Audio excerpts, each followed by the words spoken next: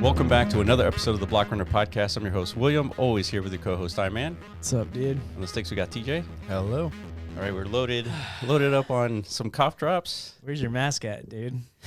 How long before we gotta implement these new protocols? Yeah, I heard another virus is coming. Yeah, are you not feeling like flashbacks to 2020? Yeah, I remember we did a podcast in December. What? Hold on. December 2019. Really? Yeah. So was that before or after Kobe died? When did Kobe die? That was after Kobe died. You remember when he died? Okay, No, sorry, that was before. Yeah. That was before. Okay, you're right. So we were noticing some online trends in the East of like people perishing from some unknown causes. We're like, what the fuck? This is weird. We've never seen flamethrowers like in an apartment. Like, yeah. like this is kind of odd, dude. But not many people were really noticing at the time. Right? Yeah, there's people like dying on the streets. Yeah, we're like, dude, this is. They're flamethrower in the streets. Mm-hmm. And like, this is unusual. We've never seen this before. Yeah, and we're like, okay, we shouldn't be concerned until we hear like, flamethrowers are being deployed in like Japan and then France, and then we got a concern, right? And then at some point between that happening, Kobe died, right? Yeah. I think in February, something like January 2020. Okay. January. That was the real like end of for humanity. Once Kobe died, yeah, that was the signal to the simulation that things were about to get fucked. You know? So another famous person might die here if this is supposed to rhyme. Yeah. Huh. LeBron, you better be very careful out there, dude. Yeah, it can't just be famous, dude. It's got to be unexpected. Yeah, for sure. Like some sort of goat, right? Dude, Brady, careful. No. Careful, dude. Don't you even say it, dude. I know, dude. I mean, why are you sticking with just like sports? Yeah. Elon? No, don't even say it, dude. Don't even say it. I don't know. We're trying to rhyme here, right? That's No. Elon would be truly devastating of a loss. I mean, beyond devastating.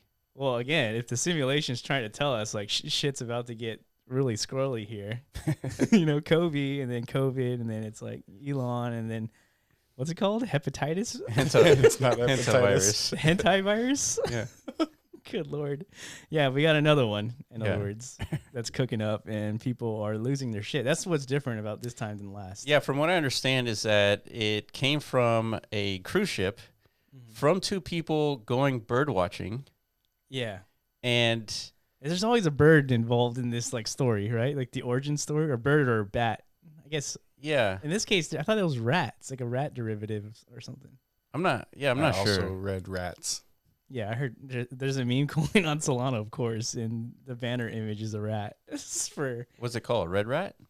Well, it's called Henta. Oh, okay. The meme coin.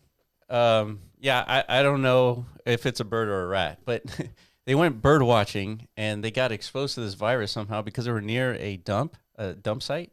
Okay. And they brought it back to the ship, and then 3 people died on the ship. So is that what cruises do? Like they just like stop at places and you get off? Yeah. Then you do shit, and then you bring the shit back to you. Yes. Interesting. I thought it was just literally a boat just floating in the ocean, and you're just like eating and fucking around. No, they stop at places. You get off, and if you miss the boat, you miss the boat. Really? Yeah. Well, that sucks. Yeah. Interesting. That sounds a little bit better. At least you get to see some things. Yeah, I guess. And then you just expose your entire boat to a very deadly virus. Yeah, that's another thing that's different about this swing of pandemic fear, right? So this one apparently, basically, it's a coin flip if you live or not.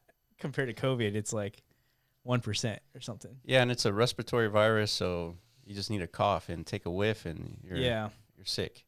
Yeah, so I was looking through some threads, seeking some biology experts out here to like calm these nerves, and they're saying things like, because of this high mortality rate, and it's not like this airborne thing the way COVID is.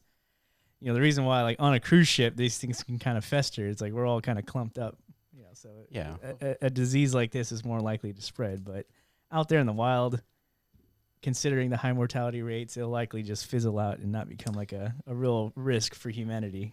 Yeah, so at least hopefully. So we haven't done our due diligence here, no. But isn't this doesn't have like an 8-week incubation time frame? That's what they're saying, and that's kind of long. It's very long, longer than COVID.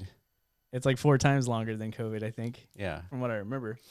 Meaning that's how long it takes for it to like be in you and to like actually start Yeah. becoming building. symptomatic. Yeah. So it's like with 8 weeks, I'm just roaming with a pathogen Yeah. inside of me. I mean, that's scary in itself, right? It's just a question of like how transmittable is that while it's in like its dormant state, right? Yeah. So we try to do some like I guess perspective analysis, and a regular flu that happens every single year probably kills around 30,000 people per year, Mm-hmm. and the COVID virus over 4 years killed almost 15 million. Jeez. Right. So it's a step up in differences, and this one is more deadly.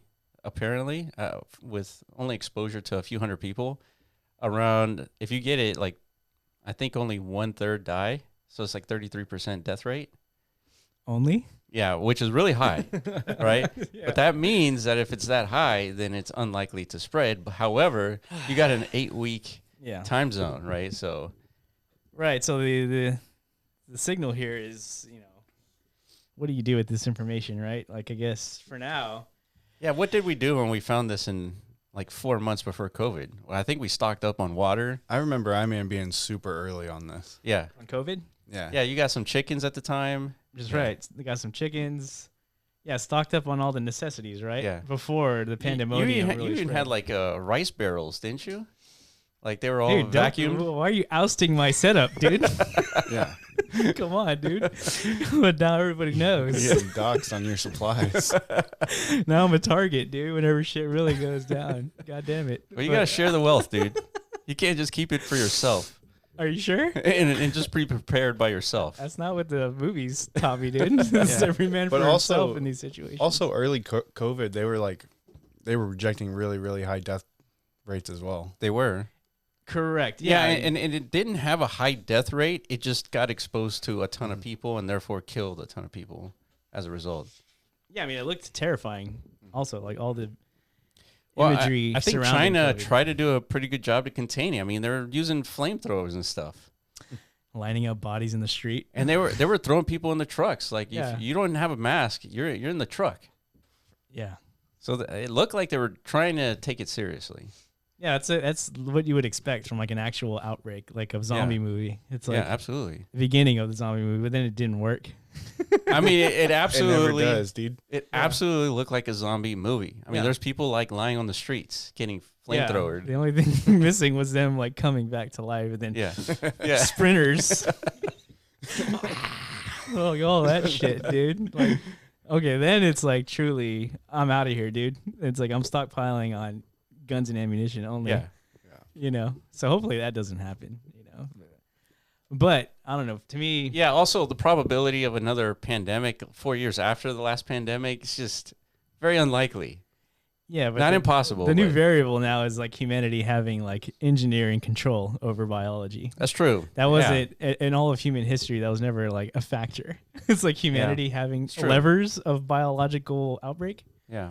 That's a little concerning in itself, right? Where everybody's scared of AI. Yeah. Us having levers of like new intelligence. Yeah. That's true. Once we have levers over biology, it's like things might be even like truly over.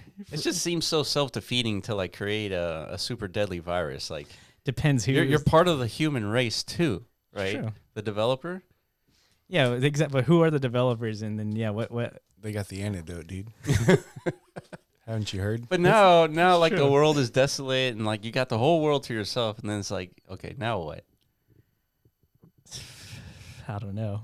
Hopefully you had a polymarket bet like on the way down, dude. Just to like, Short humanity? short the population. It's like how many people are gonna die from this pandemic? You already know that's gonna be like Yeah. a super high liquidity. Yeah, also it's going to get gamed too, right? They're going to say it's more people than it really is. Go out there, you sniping people. And, like Yeah. that was. That was This is what Hentavirus looks like. yeah.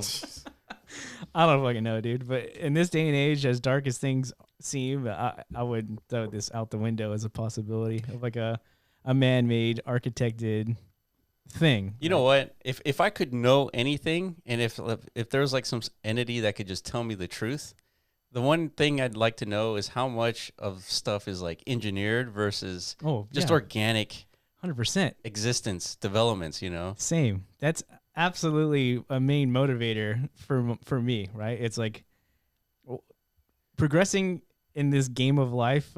For a lot of people, the incentive is money, right? Yeah. It's like, I just want money so I could buy things. Like I really want to like roll around in a Lambo or whatever. Yeah. To me, it's like with more money, I think you get more access to the actual truth of what's happening in reality. Like I think Elon knows, his time he spent in the government and whatever, and getting close to all these elites. He knows what's really happening out there, right? Yeah. And to the point where he says, like, there's things I know that if I were to say them out loud, they would for sure kill me. He said that before. Like, so that means he like really knows what's going on. Yeah. To the degree where he's calling out the fraud that's happening in society. And then like people are slowly actually discovering it. And he's like, yeah, I told you guys this is happening. Right? Yes. It's true. So he's seen it. And Nick Shirley, thank you. Thank you. Claps. But yeah, that is the power of Elon's position in society, right? He gets to know. He's in the know. Well, what could he possibly know that someone would kill him for exposing?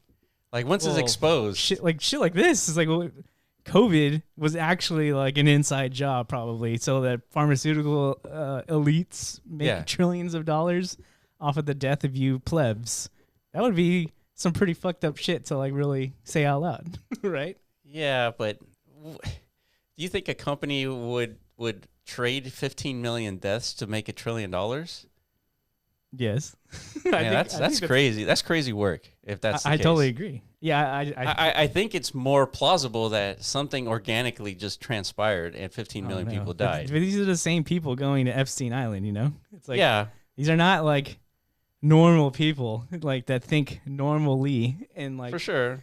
Prioritize, things like ethics and morals in their decision making, right? It's like, these are very corrupted beings, right? Yeah. So it's like, it kind of aligns in a sense. Yeah, did you happen to include in our tabs here the time traveler? I think so. You did? Is it in here? Okay. Yeah, it's in here somewhere. So this story it's getting weirder. So it also happens to, again, rhyme with where we are in the market. It's like, the last time this happened, crypto seemed like it was kind of like on the up and up. Like, it was, yeah. Prices were like Bitcoin was climbing up. We were in the yellow. Yeah. We were like, dude, we're back. It kind of like feels like Bitcoin's creeping up past 80K. We're back, boys. Yeah. We're on our way to Valhalla. And then boom, Black Swan just randomly comes out of nowhere.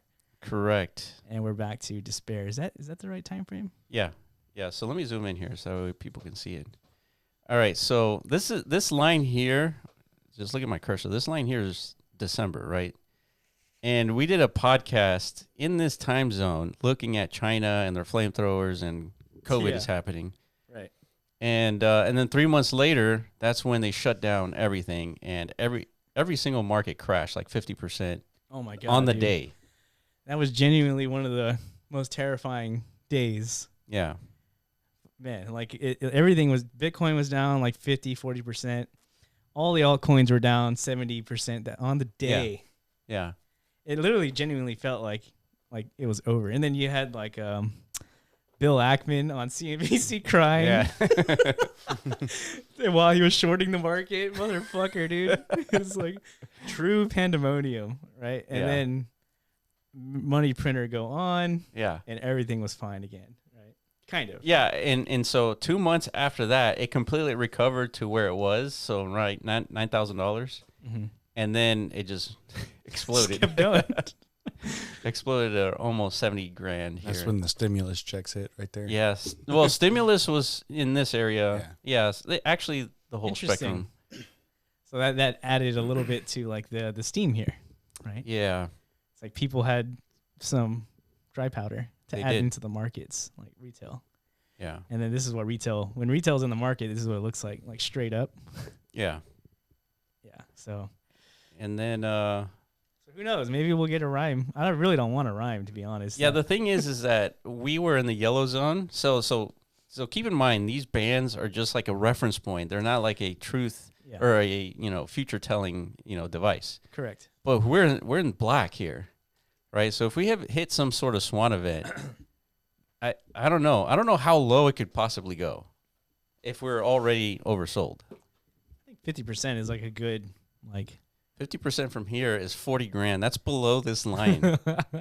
That's like around here. talk about minor capitulation, right? 40 grand is the end of like mining on Bitcoin. No, It is the end. can't be, dude. There's going to be like one left over. Foundry's left.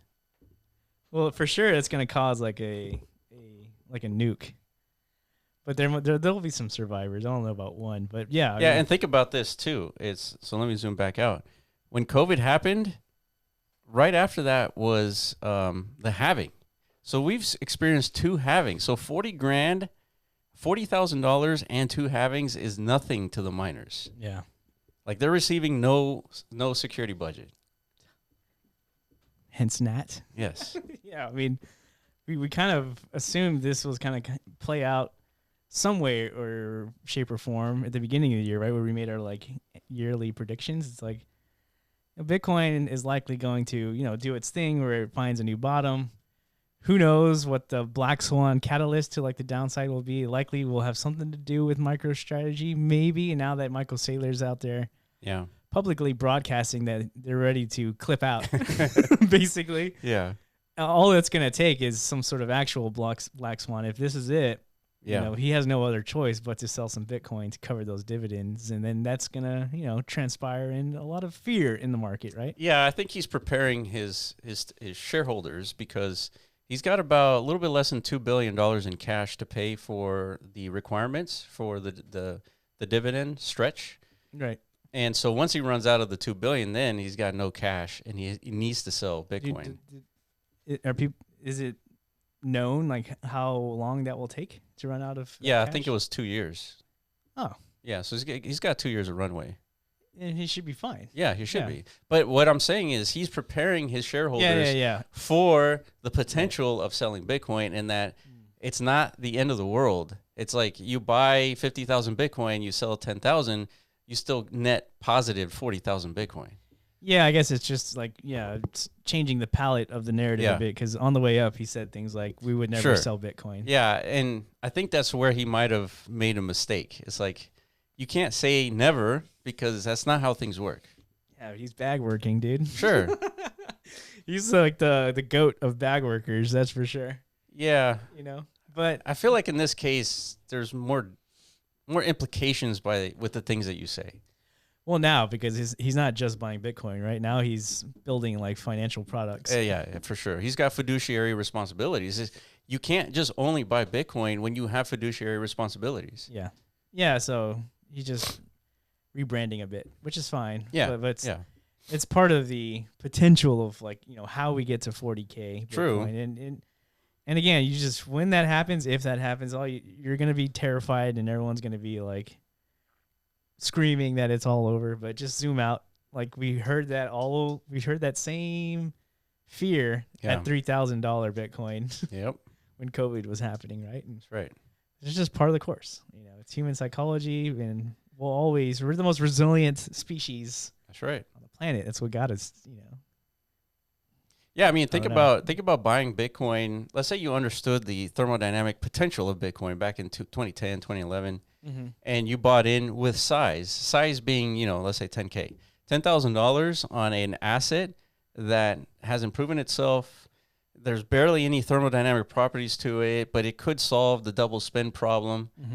Those people who did that, which there are a number of people who did that, have had to wait 15 years until liquidating the Bitcoin that they had. Yeah. But they put in 10,000 and they're selling for 1 billion or more. Right. And so, I mean, think about those people who experience 90% drawdowns like 10, 15 times during that range. Yeah. And then it's like now it's chilling at $80,000. Like that's a win. 100%. It's just hard to like have that perspective in real time. Yeah. For whatever reason. It's part of our flaw in our design, I guess, our mental designs. Yeah, absolutely. It's like just because number goes down doesn't mean it's bad. Yeah. Yeah. So if these things play out, if this becomes a legitimate crisis or pandemic, hopefully not for the sake of humanity. And I mean, if those claims of like 1 in 3 is true, it means one of us will be dead. That's true. In a year, which is Feels like me at this point. don't know, dude. I got a lot of pre-existing conditions. Is that what they call them? Underlying conditions. It might be me, dude. Watch it be Will because he's the most unlikely one to perish. It's like, likely me, guys. He works out and like eats fucking purple sludge every day. It's like he's the one who dies. It's like, wow. Yeah, it's like, dude, I take all my antioxidants. Yeah. I got my vitamins and everything every day. Your immune boosters. Yeah. And I'm the one who actually dies. You eat your gummies before night and everything, dude. Sometimes nature is that cruel. Correct, yeah. You know what I mean? That's wild. It is wild. So hopefully it's just bullshit. Not bullshit, but, PTSD. Yeah. Where we're just a little easier to scare now. And this transpires into nothing, right? Yeah, I hope that's the case. But, man, it is something to say that you get on a boat and then you just, like, dead. Just because of some virus on some dump that, that somebody was taking pictures of birds. Like, that's how you die. Yeah, I mean, we've experienced it. Every time we decide to travel, or as rarely as we do. So true. Every time we get, like, violently ill. Right? It's so true. To the point where we're passing out in airports, dude. Yes. It's like, it's very, so it's like, it's almost not worth the gamble. I don't know how people do it, to be honest. Some people are willing to take that risk. You know what? Like, Elon doesn't have vacations. I'm sure he does. No, he does not, dude. I mean, he was over there begging Epstein for, like, bro, send me the party with the hottest rager, dude. And, like, let me know. That's a vacation. I don't know. Yeah, I guess so. Yeah. Yeah, he's out there. He's being lit, dude. Didn't Elon go to, like, Coachella and stuff? Probably. Yeah. Elon's out there, dude. Party boy. He is. He might look like King Nerd, but it's all an act. He's out there, like, fucking slinging. He sleeps on the manufacturing floor, dude. That's all he does. Yeah, I mean, somehow he plays both roles pretty well, actually. It's impressive. Yeah, there was someone else who famously said that they don't like to vacation. I think it was Steve Jobs. Because the one time he did go on a vacation, he got violently sick. He almost died, actually. Jesus. Yeah, man. So I don't know what that is. Maybe it's because we don't frequently leave our bubbles. We're just, like, weak. Immunity. It could. That's probably a major contributor, probably. Yeah, we got to build up our defenses somehow. It's like just inject ourselves into, like, I don't know, street food territory, like in third world countries. Just, like, eat all the street food we can. I'll just stay home, dude. That's scary, dude. That is scary. Street food really terrifies me. Really? Because of, viruses and, just cooking stuff incorrectly. Oh, yeah. It's like not regulated at all. Non-permits. Like every time I've gone to Mexico, but it's the best food. Yeah. Like the street kiosks that are slinging out tacos at 4 a.m. It might be the best. It's just, I don't know if it's worth the risk. Probably not. I like traveling would be the few times I'm completely okay with, like, going to Burger King or McDonald's. Just because it's like plastic. It's been through the factory. Yeah, it's like, manufactured, designed, and engineered. Exactly. It's, it's not street food. Damn. Yeah. See, that's the trade-off, though. So you're missing out on the flavor of life, Potential death. That's the flavor of life. Yeah. So anyways. Yeah. So I don't know. If this happens, also there's the possibility, if this is all man-made just to, like, crash the market, why would they want to do that? Well, the market's a little overinflated. Not crypto, I'm talking equities, AI bubble, all that stuff, right? So maybe this is just a good narrative or catalyst to give, like, the top. You're asking, like, who are these architects? It's like, Wall Street, the big bankers, and whoever the trillionaires are on Earth that benefit from, like, up and down swings in the market. You're basically saying they sent the memos like, guys, we gotta actually, like, push the red button. Yeah, we need to sell. Yeah, we need to actually sell. Yeah. But we can't sell when nothing's happening out in the world because it will destroy the whole game. Yeah, it will look like the game is actually over. But if it's a black swan, the game will be over for a short amount of time. But then we could buy back in because everyone's afraid. Yeah. And then we can make money on the way up too, like we always do. So then they go to Claude and say, generate me a virus. Make no mistakes. Yeah, so they deliberate. Like, well, but this is gonna, if we release this virus, it's gonna kill a few million people. It's like, yeah, but I mean, we got AI now. Yeah. So it's like, do we really need them? Remember, these are the Epstein folk, so they don't really think Yeah. so much. They don't from think ethical- rationally. Yeah. or ethically. It's like, you know what? You're right, dude. It's like we could take that risk. Yeah. You know. I mean that would if you could engineer all that, that would be surprising first and plausible, right? To explain why there's like a pandemic too, 4 years after a 100-year pandemic. That would definitely be like some outlier evidence that Yes. we've entered some sort of territory of what is it? Like, I don't know, dystopia, I guess. Yeah. Absolutely, like terrifyingly so. Yeah. Yeah. So I don't know. I guess we'll revisit this in a few weeks, and if a month from now there's like hundreds or thousands of cases in every single city, it's like, okay, it's like we have hazmat suits on. yeah, it's over, dude. Yeah. And then back to the metaverse we go. Yeah. This is Zuckerberg's plan, really. Yeah, maybe he's one of the guys pushing the button. He's like, I'm tired of Sam Altman and Yeah. these AI fucks taking all the glory. Let's push some pandemic buttons. I'm friends with Billy. Yeah. Bill Gates. It's pulling out there, dude. And Billy. we're back in there. Give Billy a call. Give Billy a call, dude. And the WHO. Yeah, so we got 23 cruise passengers exposed to Hentavirus return to their home countries worldwide. Good news, guys, including the U.S. with one already sick. You think that there would be some sort of coordination? It's like, hey, we got this virus. We got already a person that's died on board. And the knowledge of the 8-week incubation. Or just that people are sick and Yeah. some have died. It's like maybe it's like the CDC rolls out their, the wagons out there. It's like, all right, let's contain this thing. Nobody's actually going to get off. We're just going to. Well, I think they're doing that now, right? But like you're saying, it's these departures beforehand. It's like they didn't know as people were disembarking from this cruise ship along the way. They didn't know there were people have Had already a gotten virus. sick. Yeah, I guess. I don't know. So they're just out and about. And so, I don't know. But they should know who these people are. So they shouldn't not just let them frolic about, right? They should be plucking them off. Whatever that means, right? I feel like that's probably a good idea. Because at minimum, you go to the hospital, they go check you. Maybe they find some sort of cure or fix or whatever, and you're alive instead of dead. Yeah, I just saw another headline here that's not on here that the World Health Organization announced that they're working on a antivirus as of an hour ago. So if they're like, Man, that was quick. yeah, if the wheels are in motion to an antivirus, that must mean they know something, right? Either good news or bad news, dude. Yeah, I mean, I would expect that too. Like cover all possibilities, right? Like even though they're saying this is a low public health risk, we need to cover. Yeah, I would say so. I mean, I feel like that sound, part of the protocol mechanism. Right? Yeah, but that means it's crossed some sort of threshold to get to that point where it's like, all right, now we've ordered the pharmaceutical industrial complex.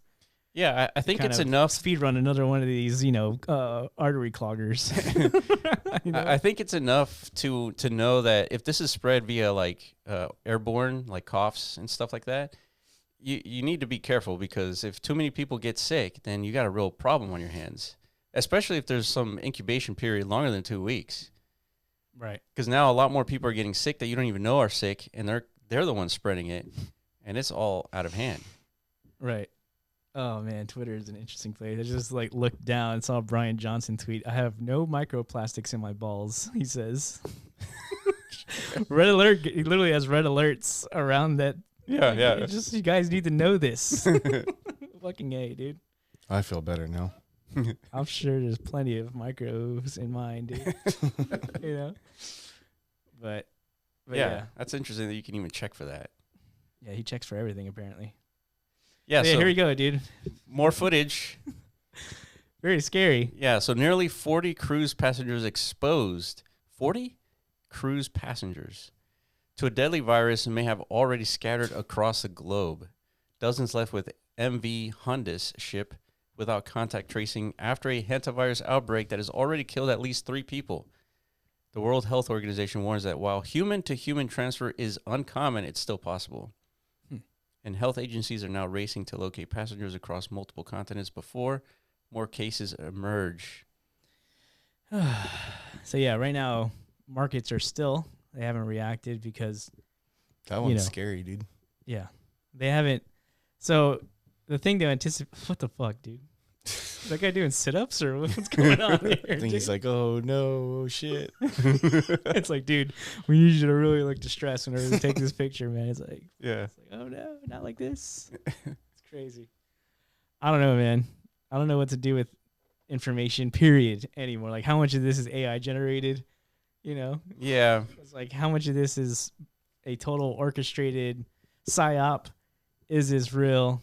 Like, that's the problem with living in the modern age, right? Yeah, it's just funny seeing it's like we got to contain this virus, and then it's like somebody getting into a plane. Off we go. It's containing, secured. Back home, dude. Let's I gotta greet my family here pretty soon. I got a dinner engagement to attend. Yeah. It was nice having fun out here with All you right. guys. So we got a time traveler here. So this was posted June 11th, 2022, allegedly. Yeah. And it says 2023, so about a year after Corona ended. And then 2026, Hentavirus. 4 years ago, making this random. And then if you go to his, look at that Polymarket, dude. They're fucking everywhere.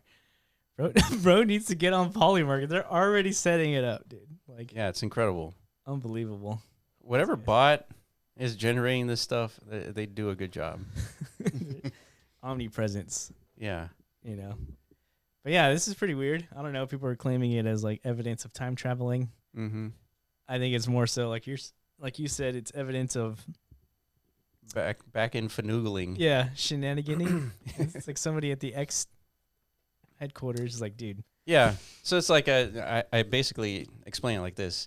What's more likely? We had a time traveler going back in time telling the future that Hantavirus is going to hit, or someone is just editing the back end system with this data. Yeah. Maybe that seems more likely. Or I guess another variable is this is, there's probably like millions of these accounts making these types True. of predictions, and then this one just happened to hit, right? Yeah. If That's you another actually- possibility. Yeah. Yeah, if you actually did some forensics, you probably see a lot of accounts saying 2026, and then they're just naming all the known viruses, right? Because this Yeah. isn't like a brand new virus. It's Correct. It's not. known, so yeah. In retrospect, this seems pretty fitting, I guess. Yeah. I think if anything's to be known here or discovered here is that people really like a story.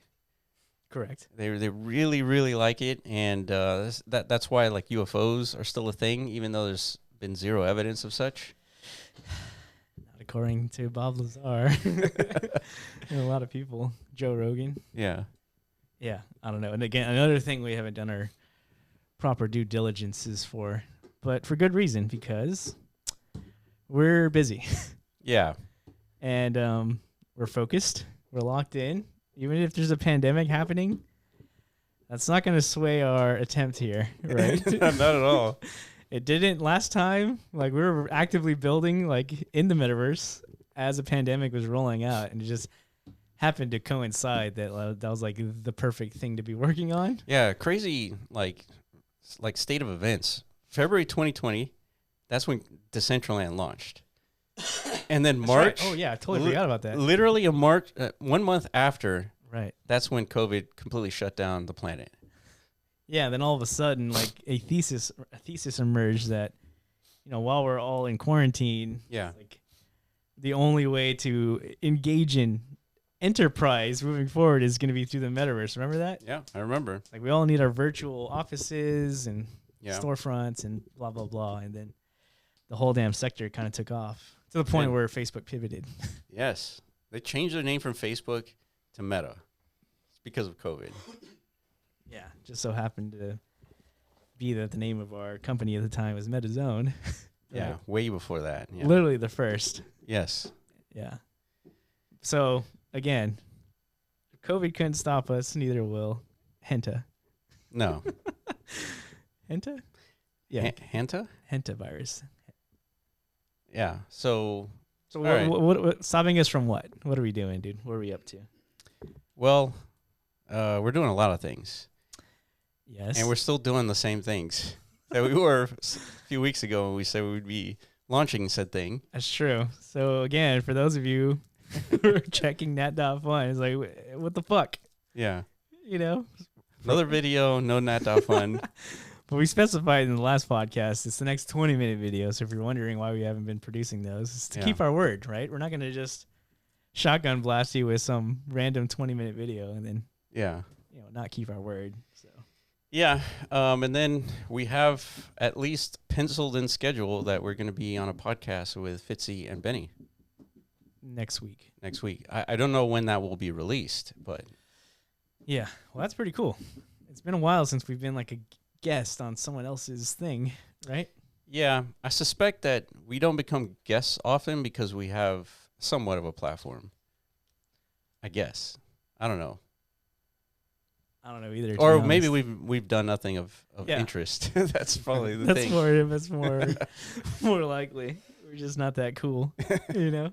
Yeah, I can see that. Yeah, but Benny thinks we're cool. Benny, yeah. Appreciate that, guys. It feels good to be recognized. Desired. To be a desired one. A desired guest. Yeah, man. That's great. So hopefully we have a good conversation. I don't know what they're going to talk about. I mean, probably Nat. Or AI. Really, it's anything. Whatever they kind of throw at us, I guess. Because like when we talk to people, we just we typically don't really game plan too much, right? And then things kind of just roll out organically. But they have the full context of our history, so. Yeah, so it's like typically when you go to a podcast, you introduce yourself and like you give up your entire story. Yeah, it's true. But Benny and Fitzy, they know the story. Yeah, but their audience might not. So maybe it's like, what's your story? Yeah. How did you guys get to the point where you're just a couple of dudes talking on a mic, and then now you're claiming to have like solved Bitcoin's crisis subsidy problem? Like, what the fuck? What the fuck, guys? Yeah. Explain yourself. But you know what? Let's say that the problem in Bitcoin does get solved. Isn't it reasonable to think that it came from some random group of people rather than like Michael Saylor or Bitcoin Core? Yeah, I think so. I think that's how like things pan out. It's from like it's like Satoshi is a random person. Like nobody has been able to identify him with any like credible evidence. Mm-hmm. And it's just a guy in a garage, you know? Yeah. Yeah, I mean that's how a lot of the big tech companies kind of started. It's like guys in garages. Who was the other guy in the garage that I think it was CZ. Steve Jobs? Well, that's a famous one. CZ? Garage? I mean, he wasn't a garage, but like he was just a guy. He was just a guy. Yeah, he was a salesman for some exchange. Correct, yeah. Selling like software packaging for exchange yeah. He's like, you know what? These guys kind of suck at their job, so I'm going to do this. Yeah. And then he just became the best at it. Old Bezos was selling books. That's right. And his busted ass little banner in the background, all crooked and shit. Yeah. Yeah, so it's typically these kind of like humble origin stories for really big things. I don't know why. Maybe it's because there's like a degree of hunger there. Probably. It doesn't exist for like people who are like already in like well positioned. Like Michael Saylor, is he really that hungry? He's fucking chilling, dude. True. Is he really trying to solve some things here? Not really. Yeah. You know, the Bitcoin Core group, they're sitting on loads of Bitcoin, dude. They're really just chilling. Yeah. But you would also assume them to be properly incentivized to really care about the asset they hold. Yeah. To where they really want to solve these problems to make sure the value doesn't just crater, right? Yeah, I think the thing with NAT is that there isn't anything you could do with Bitcoin Core that solves the problem. If anything, you disrupt a Bitcoin to solve the problem. And nobody wants to do that. Yeah, so there's a lot of pressure in that situation, I guess. Being the maintainers. Yeah. It's like you could ruin everything, actually. You could, right? If they decide to make Bitcoin infinite, it's over. Right? Bitcoin is not what it used to be.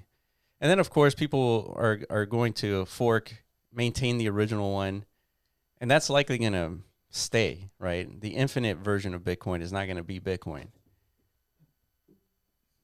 Yeah, I mean, we've already seen that. Yeah, exactly. Bitcoin Cash.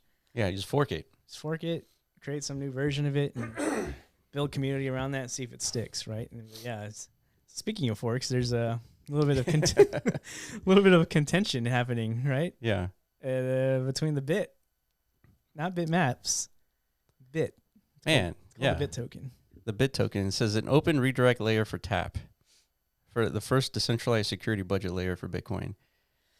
Yeah, so this is it's been kind of festering over the last week or so of like to the point where they put out like a 24-hour like ultimatum to Benny and the TAP team. It's like, you guys incorporate this design or else type of threat. And that's kind of the gist of this article here. Yeah.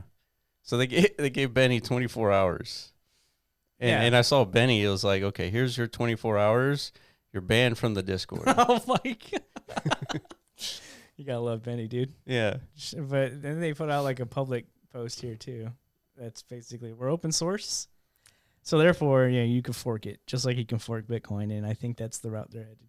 Yeah. So if you look at the most successful GitHub repo in history, there's like 3 of them. It's like infrastructure technologies and then OpenClaw. Mm-hmm. If you look at OpenClaw, it has 70,000 forks.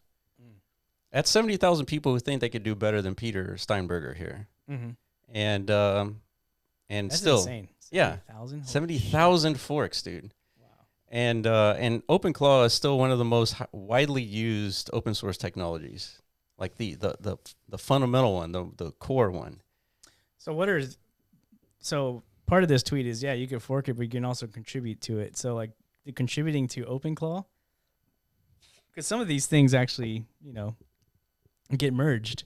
They do, yeah. Right? So like what is typically like the process for that? Is there one? Have you seen like well, it depends on what the technology you're talking about. So when it comes to merging other people's like contributions, there's security risks. And so what happens is that you have to review the code before you merge it, because you could be introducing some vulnerabilities. Mm-hmm. But not everything that gets submitted as a PR gets added to. For sure. Like that's not how it works.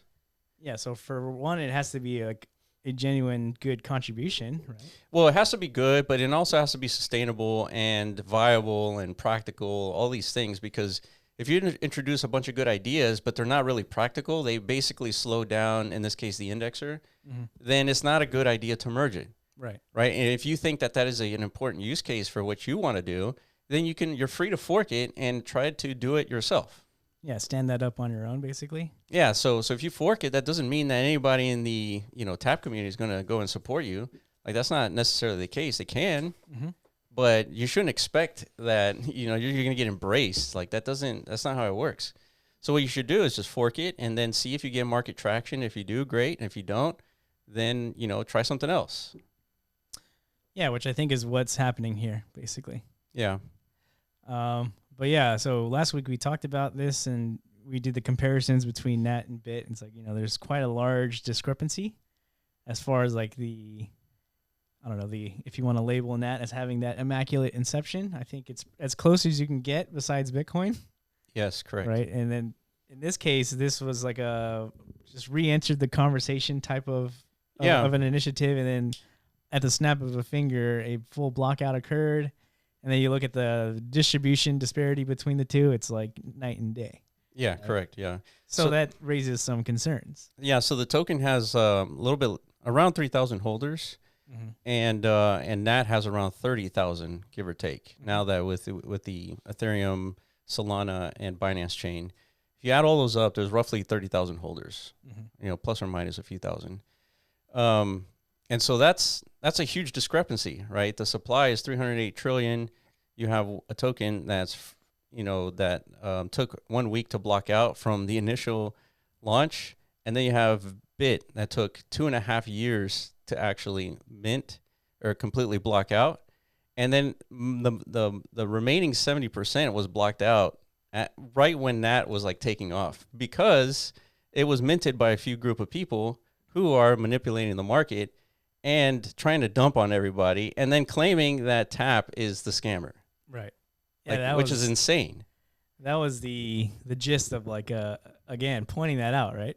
Yeah. If that's not obvious enough, that at some point you're going to see like an actual playing out of that. It kind of assumption or prediction. You can make these predictions off of like, data, right?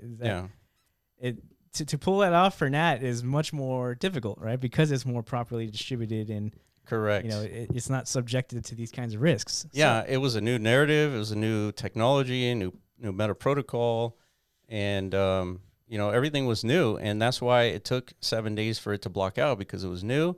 It was very difficult to do, so difficult that it took 20,000 people to engage with the token, and then all of a sudden someone had the bright idea to direct it to the miners, and it caught on. But just to think that that this narrative is the reason why it's success, and it was like engineered and like this is like some money making scheme.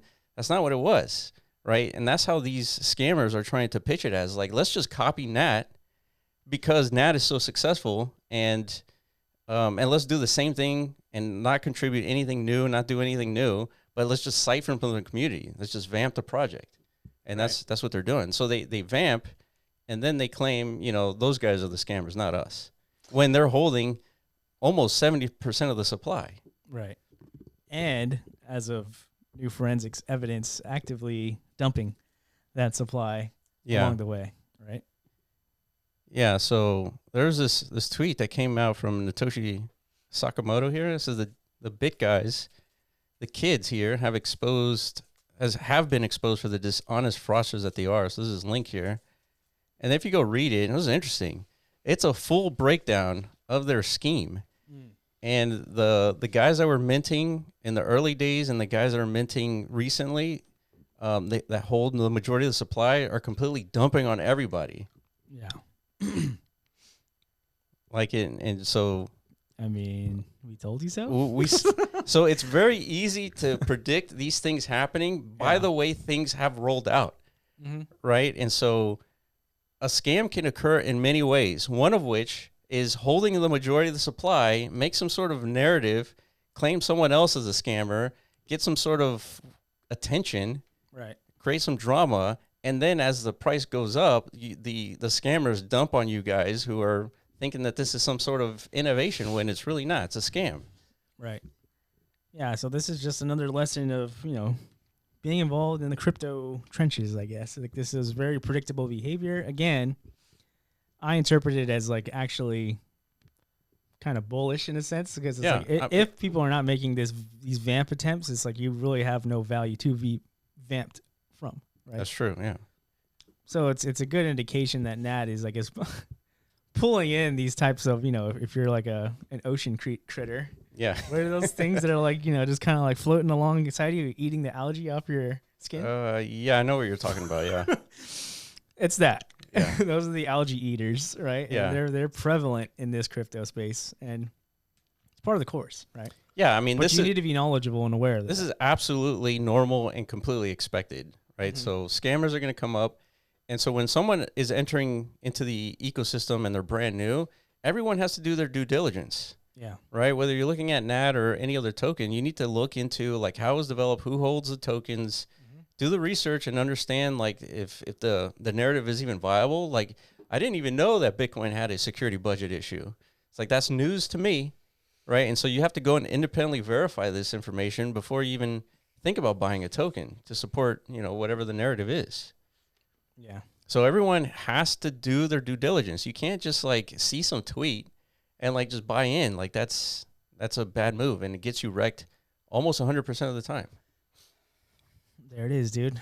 The more you know. Yeah. I mean, it's fairly easy. Yeah. And so anyway, this guy, we know who started this. It's a guy that's been part of our community since like the Decentraland days.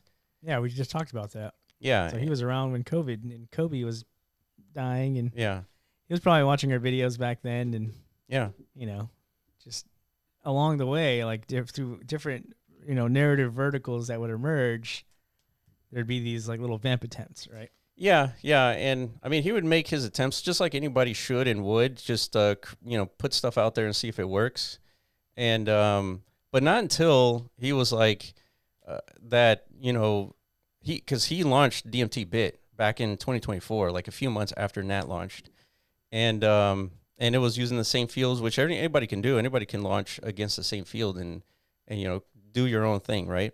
But then he said that he was going to just copy the NAT narrative, and it's like, okay, just go ahead and do that, and you're probably not getting any traction, but just go ahead. And so he continued doing the same thing, not until he started throwing rocks and saying that, tap is like scamming or whatever it is. That's when, we have to like put a stop to this. Mm-hmm. And so this guy has a history of doing this stuff continuously. Yeah. So yeah, I mean, you just got to be careful. Like, this stuff is always going to occur. And so, like, this is one of the things that he did, which we're taking a snapshot now, because as soon as he watches this video, he's going to take this down. And it's called the Perpetual Land Machine. And so I have like messages where he said that he likes what the pump or what the node strategy guys did. Punk strategy, yeah. Yeah, that was like another first mover on like, converting Michael Saylor's DAT strategy to the Correct. NFT space. Like, CryptoPunks are pretty valuable as an asset class, I guess. Yeah. Right? So let's launch a token and that represents that asset class and allow trading to occur, take a percentage of the fee, and then redirect that fee value to acquiring more CryptoPunks, therefore Correct. strengthening our treasury position, just like what Michael Saylor does for Bitcoin. Yeah. So here he is again with that narrative, but in the case of Decentraland land. Right. And so, of course, this launches after the punk strategy has launched. So this is just some sort of attempt to kind of capture that sort of momentum again, right? And so this is the website. Again, it's going to be taken down as soon as he watches this video. But there's nothing here, right? It's just some sort of attempt. Yeah, this is called wave riding, right? Yeah. You got wave makers and you got wave riders. You got That's right. surfers and you got actual Physics. seismic shifters Yeah. that are like creating tectonic shifts That's right. in the permeable layer of our planet. Yeah. And to do that is tremendously difficult. It takes a lot of time and effort, which we put in Yeah. to get NAT where it is, and so has Benny, so has the Tap and Track team. Yeah, that's another thing. It's like Benny has been working on, his stuff since, the early days of ordinals. We've been publicly posting podcasts since 2019. And we're telling everybody, is like, be careful with this project. It's going to screw you. But as being public figures and just trying to be out there trying to help people, it's like they claim us to be the scammers. Like, how does that make any sense?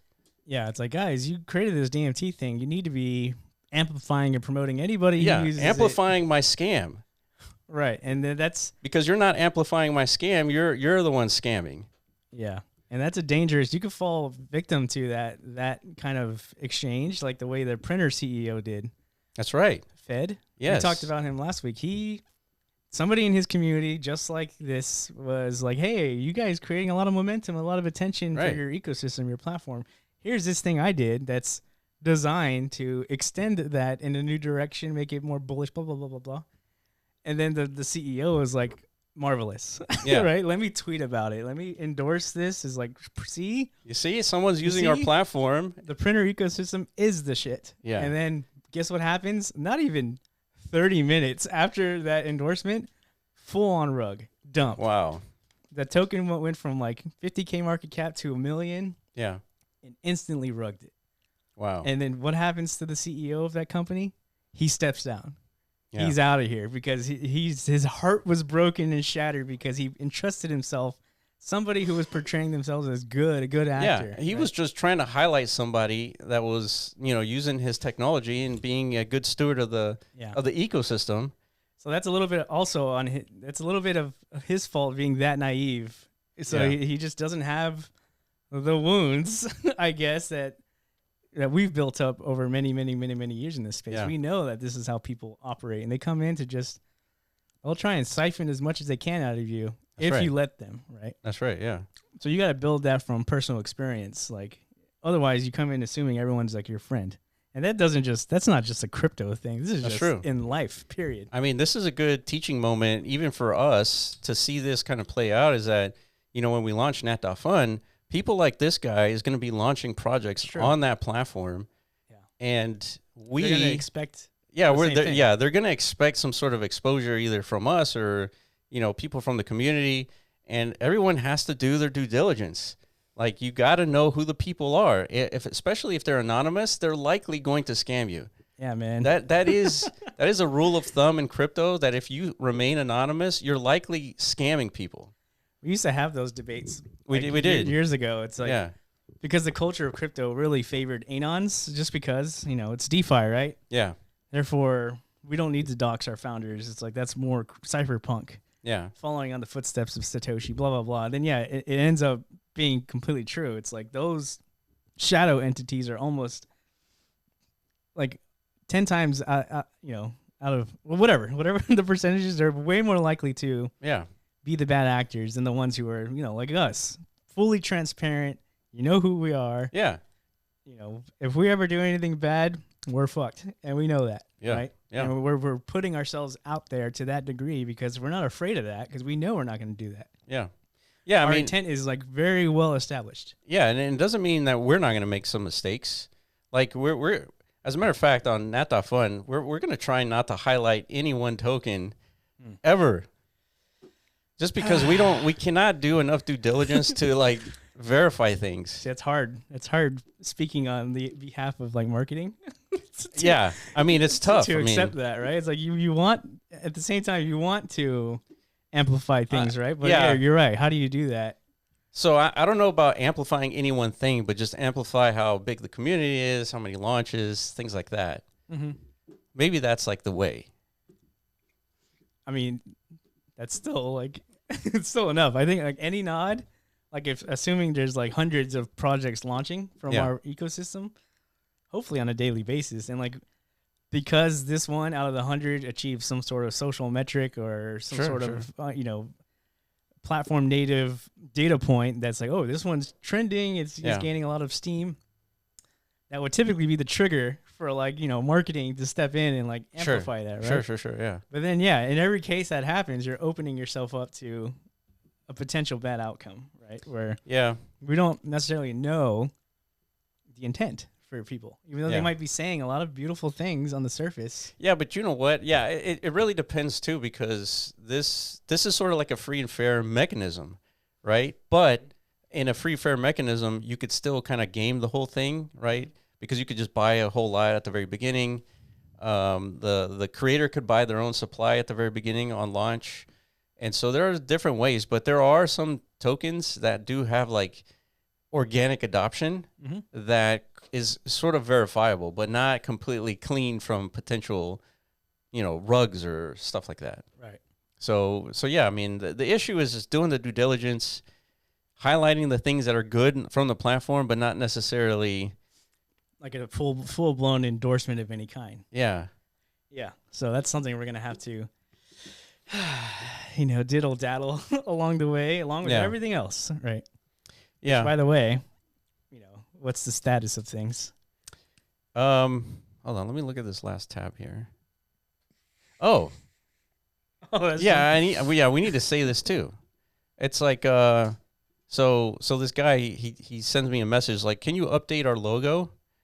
And the logo used to be some sort of yin yang thing, and then he updated it to this. I was like, this looks familiar. Mm-hmm. And then so that's the Bit logo. And then this is Bitmap Community's logo. Kind of looks the same, right? Sort of. I could see why you could see that. And so this is just another, like, even the logo is just low effort. Yeah. So yeah. So what's the timeline on NAT.FUN? So we're going through some major security checks and basically doing, automated auditing. All right. And we're finding some bugs that we need to fix, and it's taking a lot longer than we thought.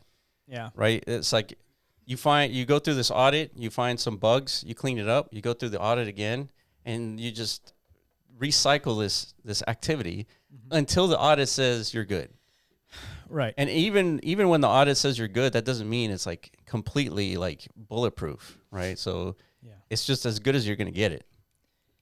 And so that's what we're doing right now. Yeah, and it's the platform is very complex in its nature, right? more complex than anything we've ever built before. So yeah, that's why we're kind of in real time learning how to manage all this complexity, right? Yeah. Therefore, it's taking things longer than we hoped for. Like, hopefully, by the time we're actually ready to like roll out, it's like, oh, Hentavirus is here, dude. It's like fucking Perfect. maybe that's perfect timing. He's like, all right, now we're all forced in.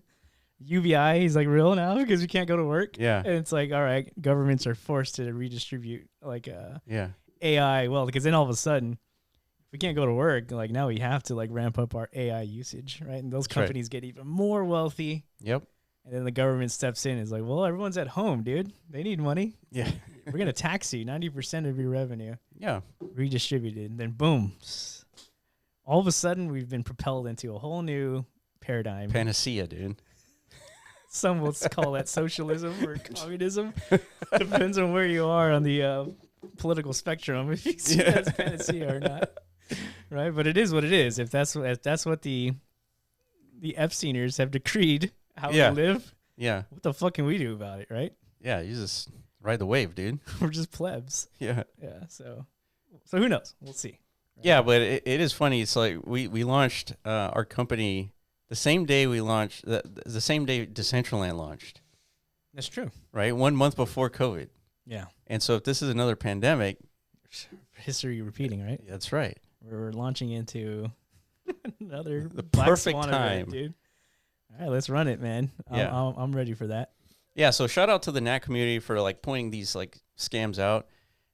I mean, you just expect more. There's going to be the more success that NAT has, the more scams that are going to emerge, and yeah, we just got to keep protecting the community and let people know that the shit is coming. So Yeah. all right, that's it for us. If you have any questions on the NAT token, we have full knowledge of what Hantavirus is. So if you guys have questions on that virus, please put them in the comment section below. I appreciate you guys for watching, and we will catch you in the next podcast. Peace.